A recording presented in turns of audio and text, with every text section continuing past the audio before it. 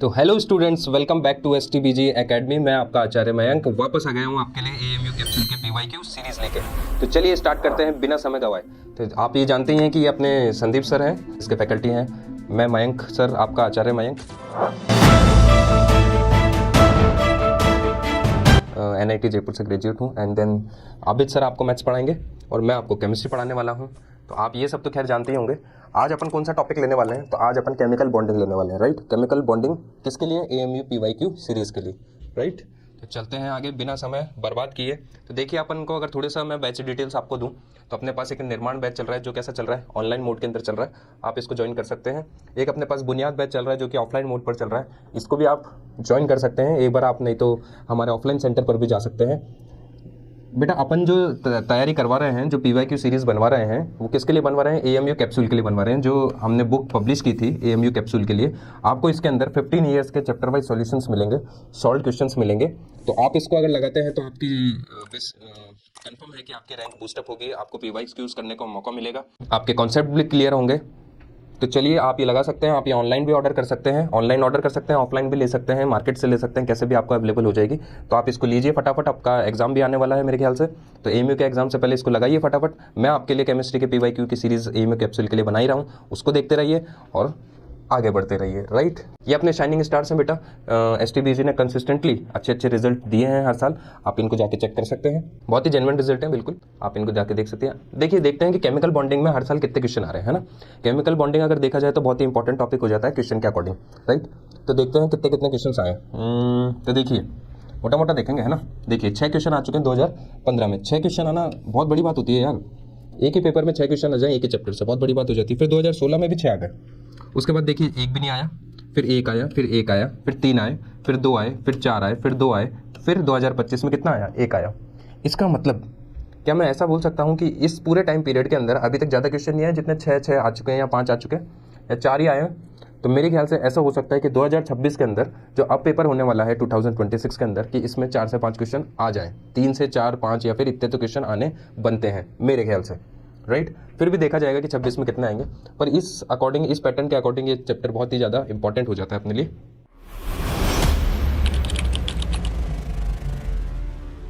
इनकी एक बुक है AMU कैप्सूल, जिसने मेरा बहुत साथ दिया है इस प्रिपरेशन में, जिसके बहुत सारे क्वेश्चंस आए हैं इसमें से। एग्जाम की जर्नी में सबसे ज्यादा इंपॉर्टेंट रोल इस बुक का रहा है, जो कि आप देख रहे हैं, इसका नाम AMU कैप्सूल है। और इस किताब ने मेरी बहुत हेल्प करी। ये बुक लिटरली बहुत ज्यादा हेल्पफुल है आपके प्रिपरेशन के दौरान, और मैं इस बुक को 5 आउट ऑफ 5 रेट करना चाहता हूँ। सर, इतना फायदा हुआ उससे, मतलब कि 4-5 क्वेश्चन तो ऐसे मिले जो एग्जैक्ट थे, तो मुझे सॉल्व भी नहीं करना पड़ा, आंसर याद था, बस टिक मार के आगे बढ़ गया। तो number of lone pairs of electron on the central atom of H2O, SnCl2, PCl2 and XeF2 respectively are. Number of lone pair देख लेते हैं ना। इसमें कितने लोन पेयर होते हैं? 2 लोन पेयर होता है इसके पास। तो पहले ये बताइए कौन से पीरियड का है? तो पीरियड कौन सा आएगा इसका? तो बताइए। जैसे नाना पाटेकर, असरानी, सब भिखारी, काव, सीन, स्नेक, पोलर बियर। तो ये इधर आ रहा है मेरे ख्याल से, है ना।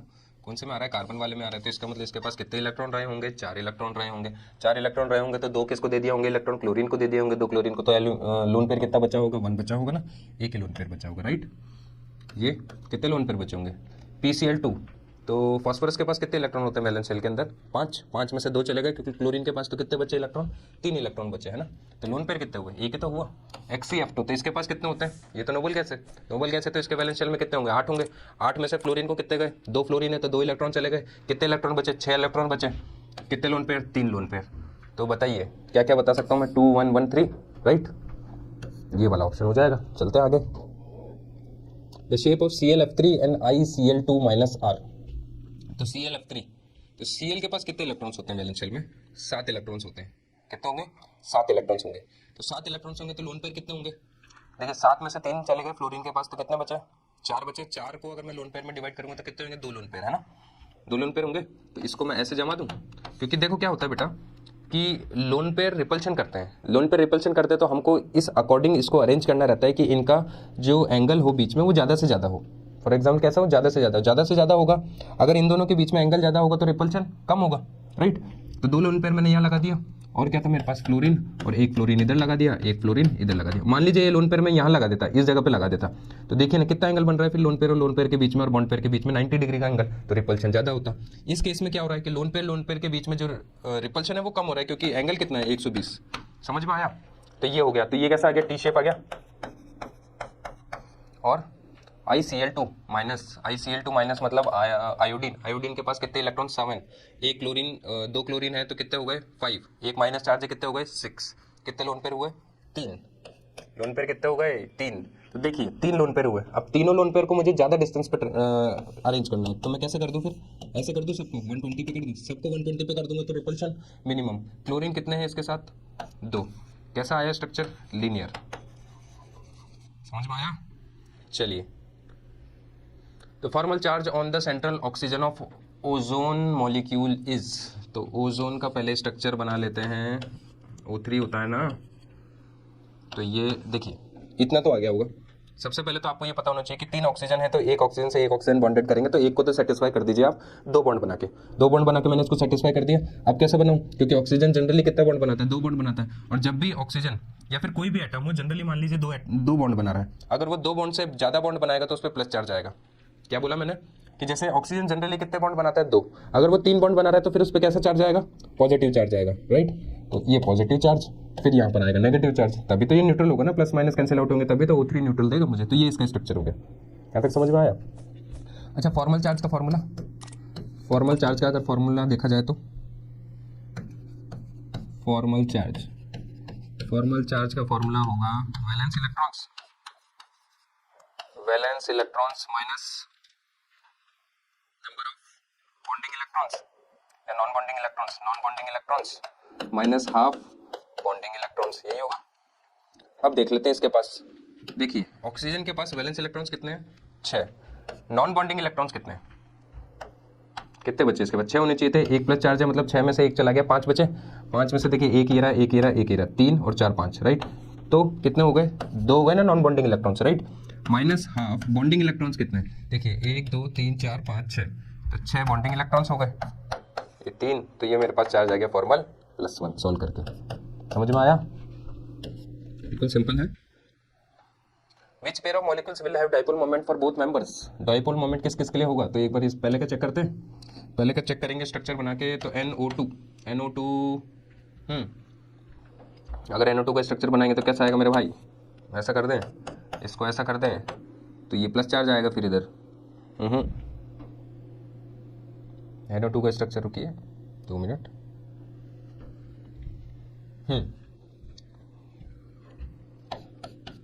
तो O3 का तो अभी अपन ने बनाया ही था, O3 का तो स्ट्रक्चर ऐसा कुछ हो जाएगा, है ना।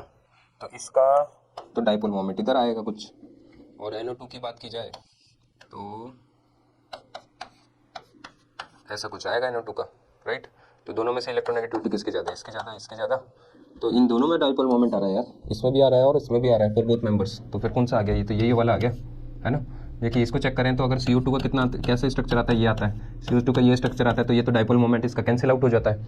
ऐसे ही F4 की बात की जाए तो इसके पास कितने इलेक्ट्रॉन्स है, 4 इलेक्ट्रॉन्स हैं, तो इसका जो स्ट्रक्चर आता है वो कैसा आता है, टेट्राहेड्रल आता है। तो इसका अगर मैं स्ट्रक्चर बनाऊंगा तो ऐसा कुछ आएगा, और टेट्राहेड्रल ज्योमेट्री के अंदर ये सब कैंसिल आउट हो जाता है, तो डाइपोल मोमेंट इसका भी नहीं आ रहा है, इसका है ही नहीं डाइपोल मोमेंट, इसका भी नहीं है, तो इसका मतलब कौन सा ऑप्शन आ गया, ये ऑप्शन आ गया। समझ में आया? चलते हैं आगे। Shapes of BrF5 NH4+ SF4R, तो BrF5, तो देखिए BrF5, तो BrF5 बोल रहा है ये मेरे पास, तो एक इसके पास वो होगा, तो 4F मैंने स्क्वायर के अंदर फिक्स कर दिए, ये एक F और एक लोन पेयर, राइट। ये अपने पास हो जाएगा इसका NH4 के लिए तो टेट्राहेड्रल आना चाहिए, है ना। तो ये आ गया मेरे पास NH4 के लिए, और क्या है SF4 सल्फर, 6 इलेक्ट्रॉन्स होते हैं ना, 6 इलेक्ट्रॉन होंगे। तो देखिए एक लोन पेयर को मैंने ऐसे अरेंज किया, एक को ऐसे, एक F ऐसे और एक F ऐसे, तो ये तो आ गया सीसॉ, है ना। सीसॉ जानते हो, जिस पे झूला झूलते थे ना पहले यूं करते हुए, वो सीसॉ याद है क्या, देखो ना, इसको देखो, इसको देखेंगे तो अपन कैसा आएगा, ऐसे ही तो कुछ आएगा, याद है, इस पे अपन बैठ जाते थे, इस पे बैठ जाते थे, है ना, वो वाला सीसॉ। ये tetrahedral, seesaw tetrahedral square pyramidal. चलते हैं। The species in which the N atom is in the state of sp hybridization. sp hybridization में कौन सा एटम है नाइट्रोजन का? तो पहले ये वाला चेक करते हैं NO2 प्लस। तो NO2 प्लस मतलब भाई के पास कितने इलेक्ट्रॉन रहे होंगे? 5 इलेक्ट्रॉन होते हैं, 4 हो गए होंगे अगर 1 प्लस आ रहा है तो। जी जी, इसका हाइब्रिडाइजेशन कितना हो जाएगा? sp हो गया इसका, तो यही आंसर आ गया है ना। Among the following pairs of molecules showing square pyramidal geometry, square pyramidal, okay पहला ऑप्शन चेक करते हैं, क्लोरीन। तो ये तो वैसा ही ऑप्शन है। F इसको अपन इधर जमाएंगे, F को अरेंज कर दो इधर, एक F इधर आ जाएगा और एक लोन पेयर इधर आ जाएगा, तो ये तो स्क्वायर पिरामिडल हो गया। इसका चेक कर लेते हैं XC का, तो यहाँ पर फ्लोरीन आ जाएगा है ना, और एक ऑक्सीजन इधर आ जाएगा, एक लोन पेयर इधर आ जाएगा, क्योंकि 1 2 3 4 5 6 7 8 होने चाहिए ना, तो ये स्क्वायर पिरामिडल दोनों आ रहे हैं ना। और कैसे? पहला ही ऑप्शन आ रहा है भाई, चेक करते हैं। पहला ऑप्शन आ रहा है, ऑप्शन ही ऐसे दे रखे हैं, क्या करें। MnO4 minus is tetrahedral in geometry. There is pi bonding between Mn and oxygen by the overlap. तो Mn किस में आता है? देखिए ट्रांजिशन एलिमेंट्स में आता है ना, ट्रांजिशन एलिमेंट्स में आता है। एटॉमिक नंबर कितना होता है मैंगनीज का? 25 होता है। तो डी ऑर्बिटल यूज हो रहा होगा मैंगनीज में, तो डी ऑर्बिटल यूज होगा डी। और किसमें? ऑक्सीजन में पी यूज हो रहा होगा, तो पी और डी ऑर्बिटल्स यूज हो रहे होंगे है ना। एस कैसे यूज होगा? एस तो यूज ही नहीं हो सकता। Which of the following molecule is formed by PP overlapping? PP overlapping, तो देखिए ये तो S और P में बना होगा, ये P और P में बना होगा, ये S और P में बना होगा, ये P और S में बना होगा, तो ये वाला ऑप्शन आ गया Cl2 PP overlapping। The shape of molecule has distorted octahedral, okay, distorted octahedral तो आप जानते हैं कि एक लोन पेयर आता है और octahedral ज्योमेट्री बनेगी। पहले octahedral ज्योमेट्री किसमें बनेगी? जिसमें 6 बॉन्डिंग हो रही होगी, तो या तो ये होगा या ये होगा, ये भी हो सकता है, पर इसके पास लोन पेयर नहीं है, इसके पास भी लोन पेयर नहीं, इसके पास लोन पेयर है, तो इसका जो स्ट्रक्चर बनेगा वो ऐसा कुछ बनेगा। ये सब चीज़ें क्या है ना, ज्योमेट्री क्या होगी क्या नहीं होगी, ये सब आपको याद होना चाहिए, तो आप झटके में क्वेश्चन कर लेंगे 2 मिनट है ना। नहीं याद होगा ना, ये होती है डिस्टॉर्टेड ऑक्टाहेड्रल ज्योमेट्री, राइट। तो ये वाला ऑप्शन आ जाएगा, तो याद होगा तो आप सारे क्वेश्चन कर लेंगे फटाफट। The pair of species showing perfect tetrahedral geometry, perfect tetrahedral geometry यही कर रहा है भाई, दिखने से ही पता चल रहा है। देखिए Cl और Cl प्लस चार्ज भी है, तो 5 इलेक्ट्रॉन फॉस्फोरस के पास होते हैं, प्लस चार्ज मतलब 1 इलेक्ट्रॉन चला गया, 4 इलेक्ट्रॉन रहेगा, तो 4 बॉन्ड बना लिया, टेट्राहेड्रल ज्योमेट्री हो गई। अमोनिया का भी अपन जानते हैं कि अमोनिया के पास भी कैसे होता है, वही 5 इलेक्ट्रॉन्स होते हैं, प्लस चार्ज है मतलब 1 चला गया, वही सेम हो जाएगा, तो ये वाला ऑप्शन आ जाएगा। Which theory of inorganic chemistry relates geometry of a molecule with lone pair of electrons on central atom? VSEPR. Which of the following species is not paramagnetic? तो देखिए एक चीज़ बताता हूँ मैं आपको, कि आज से याद कर लेना, याद ना हो तो O2 के पास इलेक्ट्रॉन्स कितने? 16, राइट। कितने इलेक्ट्रॉन? 16। इसका बॉन्ड ऑर्डर कितना? डायरेक्ट याद करेंगे 2.0। तो 16 तो मैंने ये ऐसा याद कर रखा है जैसे 14 एंड 18, ये वाले जो होते हैं इतने इलेक्ट्रॉन जिनके पास होते हैं वो क्या हो जाता है? Diamagnetic, right. देन इसके बीच वाले 15 16 17 कैसे हो जाते हैं? पैरामैग्नेटिक। कैसे हो जाएंगे? पैरामैग्नेटिक। अब ये मेरे से बोल रहा है कि not paramagnetic, this means diamagnetic के लिए पूछ रहा है, तो इसके देख लीजिए ये कितने हो गए? 16। ये कितना होगा? ये तो बहुत ज़्यादा हो गया। ये कितना होगा? ये तो 31 हो गया। ये कितने हो गए? 16 और ये 14 वाला कैसे होता है? डायमैग्नेटिक। ये रहा डायमैग्नेटिक। आंसर कौन सा हो जाएगा? डी। समझ में आया? According to VSEPR the geometry of ammonia and water molecules, तो अमोनिया की ज्योमेट्री कैसी होती है मेरे भाई? अमोनिया मतलब ये वाला जिसके पास क्या होता है? एक लोन पेयर भी होता है। अगर एक लोन पेयर होता है तो इसकी ज्योमेट्री टेट्राहेड्रल नहीं होती है, कैसी हो जाती है? पिरामिडल। और वाटर की ज्योमेट्री कैसी हो जाती है? बेंट। क्यों? क्योंकि 2 लोन पेयर इसके पास होते हैं। समझ में आया? तो क्या क्या हो गया? Pyramidal and bent. The structure of BRF3 is the BRF3। देखिए लोन पेयर कितने? लोन पेयर चेक कीजिए सबसे पहले। लोन पेयर कितने? तो 7 इलेक्ट्रॉन्स होते हैं वैलेंस शेल में, 3 चले गए, कितने बचे? 4। तो 2 लोन पेयर, राइट। कितने लोन पेयर? 2। तो 2 लोन पेयर को मैंने सबसे दूर डिस्टेंस पे रखा, फिर एक फ्लोरीन इधर आया, एक फ्लोरीन इधर आया और एक फ्लोरीन इधर आया, तो ये तो टी शेप आ गया है ना। The correct sequence of bond order देखिए, अभी देख लेंगे। 16, ठीक है। तो इसको रुकिए, एस लिखता हूँ मैं, इधर की तरफ लिखता हूँ ताकि आपके ज़्यादा समझ में आएगा और आपसे याद भी रख लेना इसको। मैंने O2 लिखा, O2 के पास कितने इलेक्ट्रॉन? 16, तो इसका बॉन्ड ऑर्डर कितना? 2.0। अब देखिए 16 से ज़्यादा इलेक्ट्रॉन आते हैं तो बॉन्ड ऑर्डर कम होता है, और 16 से कम इलेक्ट्रॉन्स आते हैं तो बॉन्ड ऑर्डर बढ़ता है, ठीक है। तो देखते हैं एक बार, O2 प्लस और इधर लिखता हूँ मैं O2 माइनस, है ना। इसके पास कितने इलेक्ट्रॉन हुए 15, तो इसका बॉन्ड ऑर्डर कितना हुआ 2.5। इसके पास कितने इलेक्ट्रॉन हुए 17, है ना, 16 और 1 17, तो इसके पास कितने हो गए बॉन्ड ऑर्डर 1.5। तो किसका ज़्यादा हुआ O2 plus then O2 plus O2, C option आ जाएगा। ऐसे याद कर लीजिए इसको, बार बार काम आएगा आपके। According to MO2, O2 is paramagnetic in nature, what is the number of electrons in anti bonding molecular orbitals. तो देखिए अपन क्या लिखते हैं, sigma 1s, sigma star 1s, sigma 2s, sigma star 2s, right. Sigma pz लिखते हैं, okay. Then pi x equals to pi y, then pi star x equals to pi star y, then sigma star pz। यही तो लिखते हैं, ऐसा कुछ order आता है ना, ऐसा ऑर्डर आपने देखा होगा। अब देख लेते हैं किसके लिए बोल रहा है, O2 के लिए। तो 16 इलेक्ट्रॉन्स, तो 2 तो 4 तो 6 तो 8 तो 10 10 12 14 एंड 16। तो एंटी बॉन्डिंग में कितने हुए 2 तो 4 तो 6, कितने हो गए 6। समझ में आया। अब ये सब याद होगा तभी तो कर पाएंगे आप। The molecule which is linear, पहला वाला ऑप्शन चेक करते हैं। तो देखिए ऑप्शन कई बार आपको ऐसा होगा कि स्ट्रक्चर बनाने में दिक्कत आ रही है, तो कैसे कैसे करें। N2O का मुझे दे रखा है, N2 को स्ट्रक्चर बनाना है। तो पहली बात बताइए कि नाइट्रोजन को तो सेटिस्फाई कर देता हूं मैं नाइट्रोजन से, तो नाइट्रोजन को अगर सेटिस्फाई करूंगा तो नाइट्रोजन को कितने बॉन्ड चाहिए सेटिस्फाई होने के लिए, 3 बॉन्ड चाहिए, 3 बॉन्ड मैंने बना दिए। अब ऑक्सीजन गुस्सा हो रहा है फिर, तो मैंने ऑक्सीजन के साथ ऐसा करा। अगर मैंने ऑक्सीजन के साथ ऐसा करा तो देखिए मैंने आपको बताया था कि कोई भी एटम या एलिमेंट रेगुलर बॉन्ड से ज़्यादा बॉन्ड बनाएगा तो उस पर कितना चार्ज आएगा, प्लस चार्ज आएगा। तो देखिए बनाता 3 है, बना कितने रहा 4, तो कितना चार्ज आएगा इस पर प्लस। अब इसको भी सेटिस्फाई करना है तो इस पर मुझे क्या लगाना पड़ेगा माइनस, तभी तो ये न्यूट्रल बनेंगे ना, प्लस और माइनस कैंसिल आउट होगा। तो ये वाला आ गया अपने पास, और ये कैसा आ रहा है लीनियर।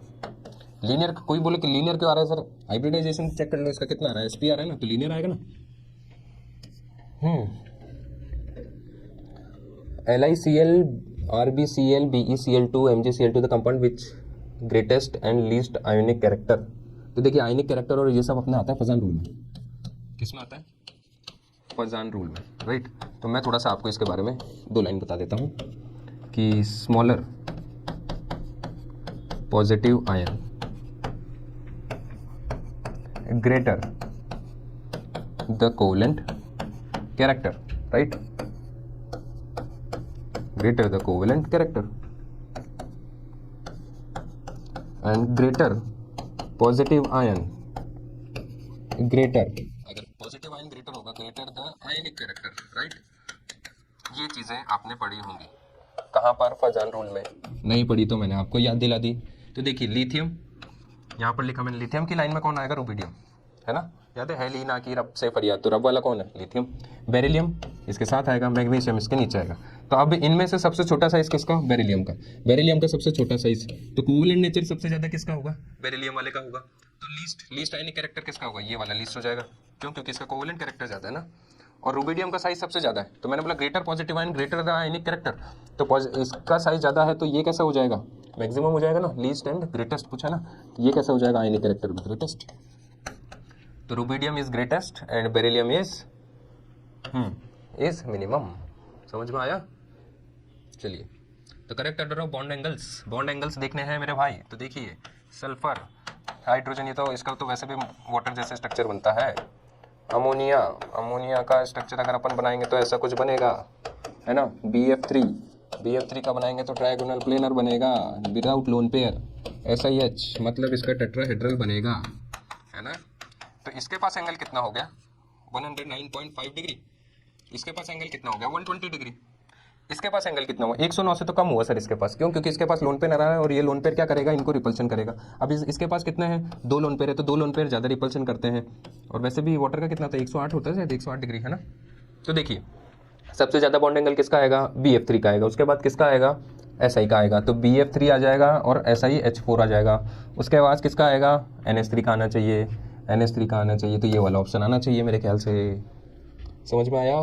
देखिए मानिए ना कि इसका 109.5 डिग्री होना चाहिए, पर लोन पेयर आने की वजह से थोड़ा कम हो जाएगा। कितना कम होगा 107 तक हो जाएगा, पर 108 से कम थोड़ी हो जाएगा, इससे थोड़ी कम हो जाएगा, इसलिए ये वाला ऑप्शन आएगा। तो सी वाला ऑप्शन आ जाएगा।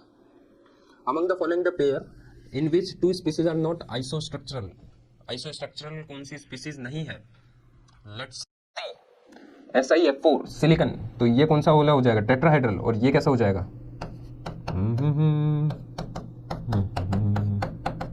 ये तो हो गया बाबा टेट्राहेड्रल। सल्फर, सल्फर के पास तो एक लोन पेयर भी होता है। सल्फर के पास अगर एक लोन पेयर होता है तो अपन इसको कुछ ऐसा बनाते हैं, गाड़ी संख्या 21 SiF4 SF4 आने वाली है। 2 स्पीसीज नॉट आइसोस्ट्रक्चरल, ये तो टी शेप, नहीं ये तो सीसॉ हो जाएगा सर, सीसॉ। और ये कैसा हो जाएगा? टेट्राहेड्रल। ठीक है, तो ये ऑप्शन पहला ही आ जाएगा, ज़्यादातर तो पहला ही ऑप्शन दे रखा है इन्होंने। The hybridization and geometry of BN nitrogen, तो देखिए इसकी ज्योमेट्री कितनी होगी? तो 3 बॉन्ड, देखिए 3 बॉन्ड बना रहा है तो sp2 होनी चाहिए थी, एक बॉन्ड और ले लिया इसमें तो sp3 हो गई। इसके लिए बताइए, एक लोन पेयर था और 3 बॉन्ड तो sp3 हो गई, पर एक बॉन्ड इसने और बना लिया, मतलब कोऑर्डिनेट बॉन्ड बना लिया लोन पेयर डोनेट करके, तो इसकी भी कितनी हो गई? sp3 हो गई। तो दोनों की कैसे हो जाएगी? टेट्राहेड्रल हो जाएगी sp3 पे। तो कौन सा ऑप्शन आ जाएगा? डी ऑप्शन आ जाएगा। पर मैग्नेट आयंस आर, पर मैग्नेट आयंस कितने होते हैं? आधो को तो यही नहीं पता पर मैग्नेट आयंस कितने होते हैं। MnO4- होता है बेटा, याद नहीं रहे तो ये कंपाउंड आपने देखा होगा, पोटेशियम पर मैग्नेट, ऐसे याद रखिए। तो पोटेशियम हटा दीजिए तो -चार्ज आ जाएगा, MnO4- हो जाएगा। तो अपन ने इससे पहले भी देखा था इसको कि इसकी ज्योमेट्री कैसी होती है? टेट्राहेड्रल होती है ना। टेट्राहेड्रल ज्योमेट्री हो जाएगी इसकी। 4 ऑक्सीजन है ना, दोनों डबल बॉन्ड से जोड़ देंगे अपन। अच्छा, ये होता कैसा है? पैरामैग्नेटिक या डायमैग्नेटिक? तो एक बात बताइए, कोई भी ऐसा इलेक्ट्रॉन है क्या जो अनपेयर्ड है? इसके पास सारे पेयर्ड है। अगर सारे पेयर्ड है तो ये कैसा हो जाएगा? डायमैग्नेटिक हो जाएगा। तो tetrahedral and diamagnetic. Which of the following is planar? Okay, planar. Let's see who is planar. तो देखिए ये तो प्लेनर आएगा नहीं, मुझे तो आंखों से दिख रहा है। क्यों? 4 ऑक्सीजन है, डबल बॉन्ड से जुड़ेंगे, टेट्राहेड्रल बनेगा। इसको चेक करो क्योंकि ये भी नहीं आएंगे, दिखने से पता चल जाते हैं। प्रैक्टिस करोगे तो आपको सब आ जाएगा, है ना। देखिए इसके पास लोन पेयर कितने? 2। अगर 2 लोन पेयर हैं तो मैं इसको ऐसा कर दूं क्या? ये देखिए, और लोन पेयर मैंने ये कर दिए, तो ये प्लेनर आ गया ना। सही है, समझ में आया? जैसे इसका देखा जाए तो, जैसे इसका है ऑक्सीजन, तो 2 और 2, तो एक लोन पेयर बच रहा है इसके पास। अगर एक लोन पेयर बच रहा है तो ये वाला आएगा प्लेनर। कौन सा हो जाएगा? ये वाला हो जाएगा प्लेनर। अब ये मत बोलना कि सर ये वाला क्यों नहीं हुआ प्लेनर, इसके पास लोन पेयर ही नहीं है ना, तो ये तो टेट्राहेड्रल में जाएगा। भाई लोन पेयर होते हैं तो मैंने ऐसा बनाया है। अब तुम लोग बोलोगे कि सर ऑक्सीजन 4 है तो मैंने ऑक्सीजन 4 इधर लगा देता, तो स्क्वायर प्लेनर क्यों नहीं होता? स्क्वायर प्लेनर जब बना रहे हैं, जब अपने पास लोन पेयर तो होगा तभी तो स्क्वायर प्लेन बनाएंगे। लोन पेयर नहीं होगा तो टेट्राहेड्रल में जाएगा वो। The number of unshared valence electrons, तो देखिए 8 होते हैं, 2 चले गए तो कितने हुए? 6 इलेक्ट्रॉन हुए। तो लोन पेयर कितने हुए? लोन पेयर हो गए 3, है ना, 3 हो गए lone pair. Molecular structure of XeO3 and XeOF4 respectively. तो Xe, एक लोन पेयर बच रहा है भाई के पास, है ना। तो देखिए और एक है, तो ये 4 इलेक्ट्रॉन ये हो गए, 2 इलेक्ट्रॉन ये हो गए, एक लोन पेयर ये हो गया। ठीक है। तो क्या क्या आ रहा है? Trigonal planar and square pyramidal. Trigonal planar and square pyramidal आना चाहिए। एक second. Molecular structure of XeO3, वैसे ये तो आना नहीं चाहिए यार, एक बार और चेक करते हैं इसको।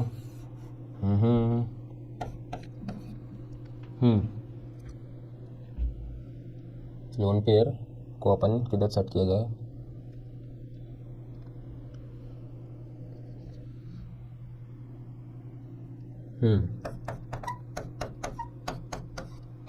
ऐसा कुछ आएगा ना यार, भूल ही गया था। ऐसा कुछ आएगा। तो ये कैसे हो गया? पिरामिडल हो गया ना, ये पिरामिडल हो गया। और ये कैसा हो गया?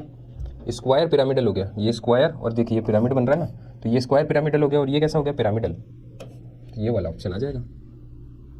The hybridization of atomic orbital of nitrogen in, ठीक है। तो NO2+ का स्ट्रक्चर कैसा बनाएंगे? पहले NO2+, उसके बाद है NO3-, उसके बाद है NH4+। तो NH4+ है तो इसका तो sp3 होगा क्योंकि ये तो टेट्राहेड्रल होता है, अपन को पता है। तो सबसे पहले तो अपन को ये पता चल गया। तो देखो दो ऑप्शन तो यहीं से एलिमिनेट होगा, इन दोनों में से चेक करना है अपन को, है ना। इसका चेक कर लेंगे तो अपन को ऑप्शन पता चल जाएंगे, ऑप्शन से भी चेक कर सकते हैं आप। तो 2 नाइट्रोजन, देखिए 2 ऑक्सीजन है और प्लस चार्ज भी है, तो मैंने इसको ऐसा बनाया, पहले भी बना दिया शायद, और ये ऐसा बन गया। तो कितना आया इस पर? sp आ गया इसका अगर चेक करेंगे तो ये बनाया और ऐसा कुछ आएगा। तो इसका कितना हो जाएगा? sp2, इसका sp3, sp2, sp3, तो ये वाला ऑप्शन आ जाएगा। The correct order of increasing polarizing power of cations in the following. तो देखिए पोलराइजिंग पावर वाला जो टॉपिक है ना वो भी फजान रूल में ही आता है, पोलराइजिंग पावर। तो पोलराइजिंग पावर के लिए भी मैं आपको कुछ बता देता हूँ, आपके काम आएगा। जैसे कि smaller the positive ion greater the polarizing power, greater polarizing power and greater the negative ion, greater polarizing power, right? मतलब polarizing power होती क्या है? अगर नेगेटिव आयन है तो नेगेटिव आयन के इलेक्ट्रॉन्स को खींचना, मतलब उनको खींचना, या फिर अगर पॉजिटिव आयन है तो खुद ही सोचिए पॉजिटिव आयन जितना ज़्यादा छोटा होगा उतना ही नेगेटिव आयन के इलेक्ट्रॉन को ज़्यादा खींचेगा। या फिर मैं ऐसा बोल सकता हूँ कि नेगेटिव आयन जितना बड़ा होगा उतना ही इजीली डोनेट कर देगा, उसी को अपन क्या बोलते हैं, पोलराइजिंग पावर बोलते हैं, राइट। तो अब साइज के हिसाब से देखना है तो देखिए सोडियम, तो सोडियम, मैग्नीशियम और एल्यूमिनियम, तो साइज के अकॉर्डिंग अगर देखा जाए, साइज के अकॉर्डिंग अगर देखा जाए तो साइज किसकी ज़्यादा, इस ऐसे ज़्यादा, राइट, पॉजिटिव आयंस के लिए, है ना। तो साइज किसकी कम हुई, एल्यूमिनियम की कम हुई, एल्यूमिनियम की कम हुई तो पोलराइजिंग पावर एल्यूमिनियम की ज़्यादा होनी चाहिए, तो ये वाला ऑप्शन आना चाहिए, क्योंकि उसके बाद मैग्नीशियम, उसके बाद सोडियम, है ना। Intramolecular hydrogen bonding is found in ortho nitrophenol, इसका बना के भी बता देता हूँ आपको।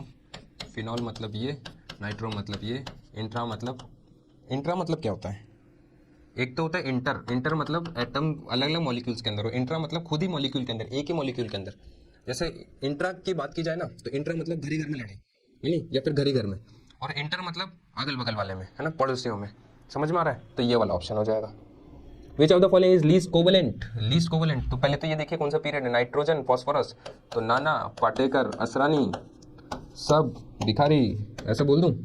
तो कोवेलेंट नेचर के लिए मैंने आपको बताया था कि smaller the positive ion, smaller the positive ion greater the covalent nature, या फिर greater the positive ion greater the ionic character. इसने बोला लीस्ट कोवेलेंट, लीस्ट का कोवेलेंट मतलब मोर आयनिक, लीस्ट कोवेलेंट होगा तो आयनिक मैक्सिमम होगा ना, आयनिक कैरेक्टर, और आयनिक कैरेक्टर मैक्सिमम कब होता है, जब पॉजिटिव आयन की साइज सबसे बड़ी होती है। तो किसके लिए आएगी, बिस्मथ के लिए आएगी, ये वाला ऑप्शन आ जाएगा। विच of the following stability order is correct, देखते हैं। तो इसका भी तो बताया था मैंने शायद आप लोगों को, O2 16 वाला, है ना, बॉन्ड ऑर्डर इसका कितना आता है 2.0, और क्या देखा O2 प्लस आएगा तो इसके पास कितना आ जाएगा 15, तो ये आएगा 2.5, और क्या है O2 माइनस और O2 माइनस 2, तो इसके पास कितना आ जाएगा 17, और इसके पास कितना आ जाएगा 18, तो इसके पास आएगा 1.5 और इसका आएगा 1.0। तो जितना ज़्यादा बॉन्ड ऑर्डर उतनी ज़्यादा स्टेबिलिटी। तो कौन सा ऑप्शन आना चाहिए, O2 O-2 ये वाला आना चाहिए, है ना। चलिए, विच of the following represent the zero overlap, तो पी ऑर्बिटल अगर लीनियर फॉर्म में आता है और एस ऑर्बिटल के साथ ये ओवरलैपिंग हो जाती है, ये भी ओवरलैपिंग हो जाएगी, क्योंकि पैरेलल में तो पाई बॉन्ड बनेगा, इधर भी पाई बॉन्ड बनेगा, ये नहीं बनता बेटा। कभी भी क्या होता है कि अगर एस ऑर्बिटल ओवरलैप करने आ रहा है तो देखिए ये पी ऑर्बिटल है, तो ये ओवरलैपिंग कहाँ कर रहा है, ये आधा अधूरा ही तो कर रहा है, तो थोड़ा सा इससे कर रहा है, थोड़ा सा इससे कर रहा है, ऐसे ओवरलैपिंग नहीं होती। तो कौन सा ऑप्शन आ जाएगा, डी ऑप्शन आ जाएगा। विच of the following has maximum number of lone pairs associated with XE, इसके पास कितने लोन पेयर, देखिए 4 हैं तो 2 लोन पेयर, 3 है तो 1 लोन पेयर, 2 है तो 3 लोन पेयर, और ये है तो 1 लोन पेयर, तो ये वाला ऑप्शन आ गया C 3 lone pair. CO bond length, तो CO बॉन्ड लेंथ के लिए देखिए अब आपको स्ट्रक्चर बनाने में अगर प्रॉब्लम आ रही तो कैसे बनाए, कार्बन, तो कार्बन अब सेटिस्फाई भी तो करवाना है, तो दोनों ऑक्सीजन, पहले तो मैंने ऑक्सीजन को सेटिस्फाई करवा दिया, पर कार्बन सेटिस्फाई नहीं हुआ इसमें, क्यों नहीं हुआ, क्योंकि कार्बन के पास कितने इलेक्ट्रॉन हुए, 1 2 3 4 और 5 6, 2 इलेक्ट्रॉन पहले से बचे हुए, है ना, ये वाले, तो कितने 1 2 3 4 5 6 तो इलेक्ट्रॉन हुए, तो कार्बन तो सेटिस्फाई हुआ ही नहीं, तो 3 बॉन्ड बना दो, कितने बना देंगे 3 बॉन्ड बनाने से कितने बचे, और एक नेगेटिव चार्ज इसको दे दो, और मैंने बताया था कि अगर रेगुलर बॉन्डिंग से एक बॉन्डिंग ज़्यादा बना तो पॉजिटिव चार्ज आता है, वैसे ऑक्सीजन पे पॉजिटिव चार्ज दे दिया मैंने, तो ऑक्सीजन भी सेटिस्फाई हो गया, ये भी सेटिस्फाई हो गया। CO2 के लिए देखेंगे तो CO2 के लिए तो ये वाला बनता है, CO3 के लिए देखेंगे तो CO3 के लिए ये वाला बन जाएगा, समझ में आया। तो देखिए ये ट्रिपल बॉन्ड, ये डबल बॉन्ड, और ये डबल और सिंगल के बीच का, इसका मतलब सबसे ज़्यादा किसका हो गया, CO3-2 का हो गया ना, क्योंकि ये किसके बीच में, डबल और, देखिए डबल और सिंगल के बीच में है ना, सिंगल बॉन्ड सबसे ज़्यादा बॉन्ड लेंथ रखेगा, अगर इसके पास डबल और सिंगल के बीच में तो इसकी बॉन्ड लेंथ ज़्यादा, उसके बाद ये डबल कम, उसके बाद ट्रिपल की और कम, तो ये वाला ऑप्शन आ जाएगा बॉन्ड लेंथ के अंदर। नहीं आया, देखिए कि बॉन्डिंग बढ़ती है ना, बॉन्डिंग बढ़ती है तो बॉन्ड लेंथ कम होती है ना, सिंगल बॉन्ड की बॉन्ड लेंथ ज़्यादा होती है, डबल की थोड़ी कम हो जाती है, ट्रिपल की और कम हो जाती है। तो इसके पास कैसा है, डबल और सिंगल के बीच में, क्योंकि ये तो रेजोनेंस भी करेगा, ये डबल बॉन्ड है तो इसकी कम हुई इससे, ये ट्रिपल बॉन्ड है इसकी और कम हो गई। The anion O minus is iso electronic with O minus, इसके पास इलेक्ट्रॉन कितने 8 और 1 माइनस, तो 9 इलेक्ट्रॉन हो गए इसके पास। इसके पास कितने इलेक्ट्रॉन, नाइट्रोजन और 2, 9 इलेक्ट्रॉन हो गए इसके पास। इसके पास कितने, तो ये F माइनस लगाओ मेरे भाई, यहाँ पर F माइनस आएगा तो यहाँ पर 10 इलेक्ट्रॉन इसके पास। नाइट्रोजन क्योंकि माइनस हो सकता है टाइपिंग में नहीं आया पर माइनस आना चाहिए। नाइट्रोजन के पास 10 इलेक्ट्रॉन और इसके पास भी 10 इलेक्ट्रॉन। तो कौन सा ऑप्शन आ गया, फर्स्ट ऑप्शन आ गया। विच of the following oxide is more acidic, तो देखिए जब भी ऑक्साइड्स के लिए पूछे आपसे तो उसका चार्ज निकालिए पहले, है ना। तो जिसका जितना ज़्यादा charge, greater the charge on central metal greater the acidic character of oxide.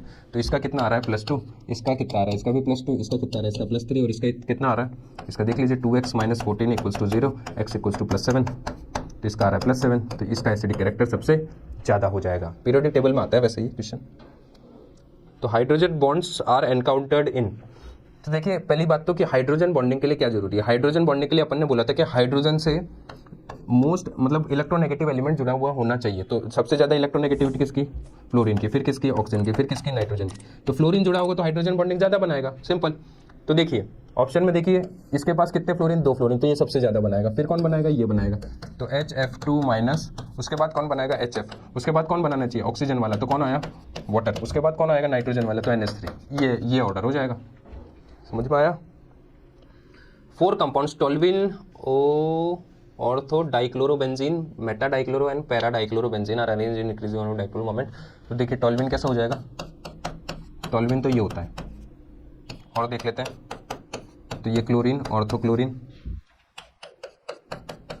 ये क्लोरीन, मेटाक्लोरीन और क्लोरीन, और ये पैराक्लोरीन। तो ये तो डाइपोल मोमेंट इसका तो कैंसिल आउट हो जाएगा, है ना। सबसे ज़्यादा किसका आता है, इसका ज़्यादा आता है, सबसे ज़्यादा इसका आता है, तो इसका ज़्यादा आ जाएगा सबसे, है ना।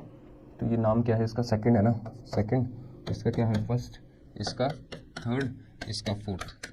तो सेकंड वाला, उसके बाद थर्ड वाला आएगा, उसके बाद फर्स्ट आएगा। आ रहा है क्या ऐसा कोई option, second, third, first, fourth, ये आ गया ना, ये वाला ऑप्शन आ जाएगा। डाइपोल मोमेंट का टॉपिक आपको देखना पड़ेगा क्योंकि ये सारे के सारे अपन ने उसमें पढ़े थे। जब मैं पढ़ाऊंगा तो आपको बताऊंगा। The polarizing power of the following anions, तो देखिए पोलराइजिंग पावर के लिए मैंने आपको बताया था ना कि greater the negative ion greater the polarizing power. तो साइज देख लो नेगेटिव आयन का, क्योंकि तीनों के तीनों मुझे कैसे दे रखे हैं, नेगेटिव आयन दे रखे हैं। ऐसा नहीं देगा फिर कि पॉजिटिव और नेगेटिव में से, फिर वो चेक करना पड़ेगा अलग से। तो देखिए N-3 O-2 F-, राइट। तो इसके पास इलेक्ट्रॉन चेक कर लेते हैं। तो इसके पास भी 10, इसके पास भी 10, इसके पास भी 10। ये तो आइसो इलेक्ट्रॉनिक है बेटा। आइसो इलेक्ट्रॉनिक के लिए अपन ने पीरियोडिक टेबल में सीखा था कि आइसो इलेक्ट्रॉनिक जब भी एलिमेंट्स आ जाते हैं या आयंस आ जाते हैं तो उसके लिए अपन साइज चेक करते हैं या जेड इफेक्टिव। तो देखिए तो सिग्मा तो सबका सेम हो गया, क्योंकि जब भी इलेक्ट्रॉन सेम हो जाते हैं तो स्क्रीनिंग इफेक्ट भी सेम हो जाता है। स्क्रीनिंग इफेक्ट सेम हो जाता है तो जेड इफेक्टिव क्या आएगा, तो देखिए जेड माइनस सिग्मा, तो ये तो सेम हो गया। तो फिर किससे चेक करेंगे, जेड से। जिसका जेड ज़्यादा उसका जेड इफेक्टिव भी तो ज़्यादा। तो एटॉमिक नंबर की अगर अपन बात करें तो इसका कितना 7, 8, 9। तो जिसका जेड ज़्यादा उसका जेड इफेक्टिव ज़्यादा है। तो जेड इफेक्टिव का ऑर्डर अगर लिखूंगा मैं तो मेरे पास क्या आएगा, F-, then O-2, then N-3, right. तो जेड इफेक्टिव जिसका ज़्यादा उसका साइज उतना ही छोटा।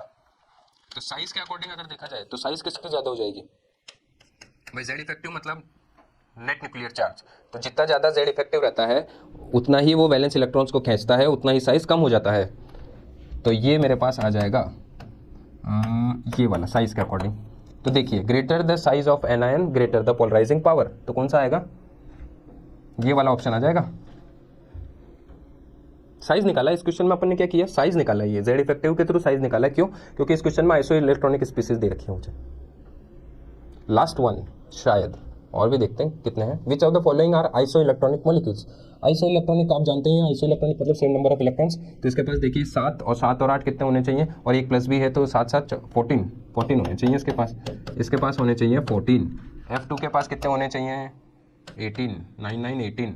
CO और O2-2, CO के पास कितने 6 और 8 14। इसके पास कितने 16 और -2 18। CONO प्लस 6 और 8 14, और इसके पास 8 और एक प्लस चार्ज भी तो है, तो 7 7 14। ये वाला ऑप्शन आ रहा है भाई, ठीक है। चलिए ये हो गया आज का आपका चैप्टर बहुत बहुत शुक्रिया, बहुत बहुत धन्यवाद। पढ़ते रहिए, मस्त रहिए। All the best for your exam. AMU capsule की बुक लगाइए आप, ताकि आपकी रैंक बूस्टअप होगी। और आप ये एएमयू कैप्सूल की पीवाईक्यू सीरीज़ भी आप चेक कर सकते हैं। बहुत बहुत शुक्रिया, बहुत बहुत धन्यवाद। Thank you so much. Bye bye.